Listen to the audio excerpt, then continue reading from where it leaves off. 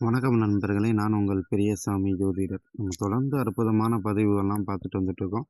அந்த வரிசையில் இப்போ 4ஆம் பாவகத்தின் காரகத்துவங்கள் பார்க்க இருக்கோம். அதாவது 4ஆம் இடத்தை வைத்து வேறு என்னென்ன காரகத்துவங்கள் நமக்கு தெரிஞ்சு இருக்குது அப்படின்னு நம்ம பார்க்கோம். அதுக்கு முன்னாடி ஒரு விஷயம் சொல்லிக்கிறேன். அடிக்கடி சரிங்களா அப்படிங்கிற வார்த்தையை பயன்படுத்துவேன். அது பிடிக்காதவர்கள் இந்த வீடியோ நீங்கள் அவாய்ட் பண்ணிக்கலாம், கோச்சிக்க வேண்டாம்.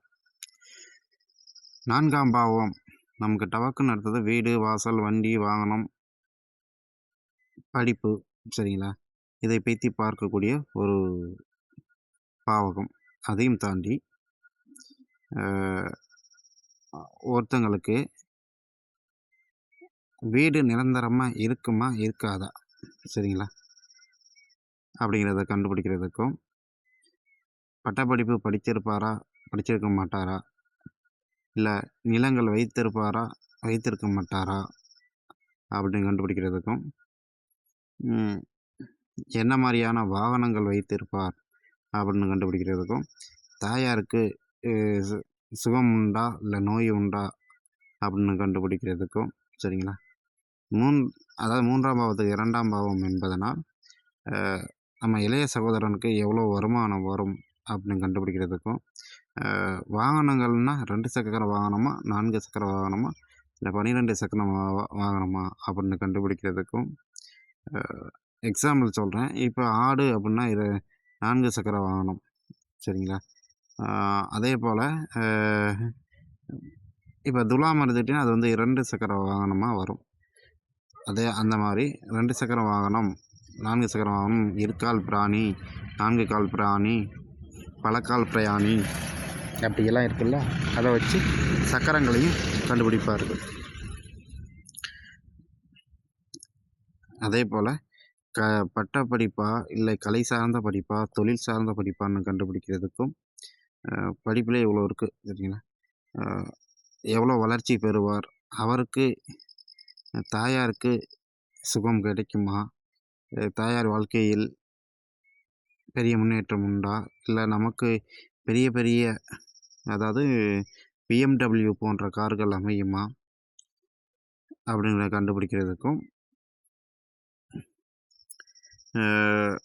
இல்லை ஓட்டு வீட்டில் வாழ்வாரா, இல்லை வீட்டுக்குள்ளே தண்ணி புகுந்த வீட்டுக்குள்ளே வாழ்வாரா, இல்லை கூரை வீட்டில் வாழ்வாரா, இல்லை அவங்க வீடு வந்து மரத்துக்கு கீழே இருக்குமா, இப்படிலாம் கண்டுபிடிக்கிறதுக்கு 4ஆம் பாவம் அவசியம், சரிங்களா? அப்புறம் அவர்கள் வீட்டில்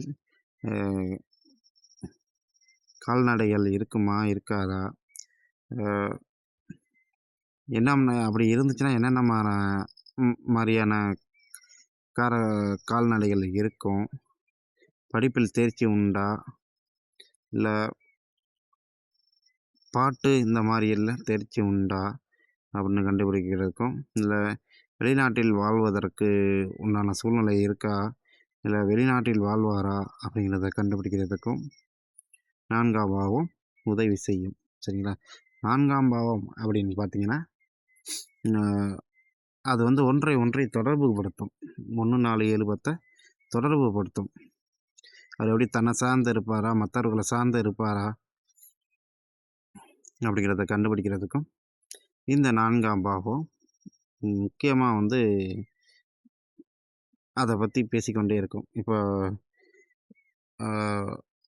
கேந்திர ஸ்தானங்கள் எப்போதுமே உயிர்காரகத்துவம் கேட்டிங்கன்னா மெயினாக குறிக்கக்கூடியது தாய், அதுக்கப்புறம் கொடுக்கக்கூடியது பால் ஊட்டி உயிரினங்களை, சரிங்களா? அதே போல் கரை மாடுகள் அதையும் 4ஆம் பாவம் தான் குறிக்கும். கால்நடையில் எல்லாம் வந்துடும், இருந்தாலும் கறவை மாடுகள் அது வந்து மெயினாக குறிக்கும், பால் ஊட்டி இனங்கிறதுனால.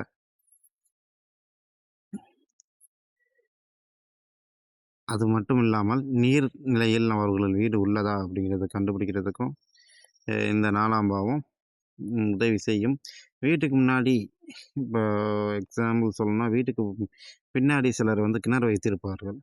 அந்த மாதிரி பழக்கம் பழைய காலத்தில் இருந்தது. ஸோ அதெல்லாம் கண்டுபிடிக்கிறதுக்கு இந்த 4ஆம் பாவமே தாராளமாக உதவி செய்யும். நன்றி நேயர்களே.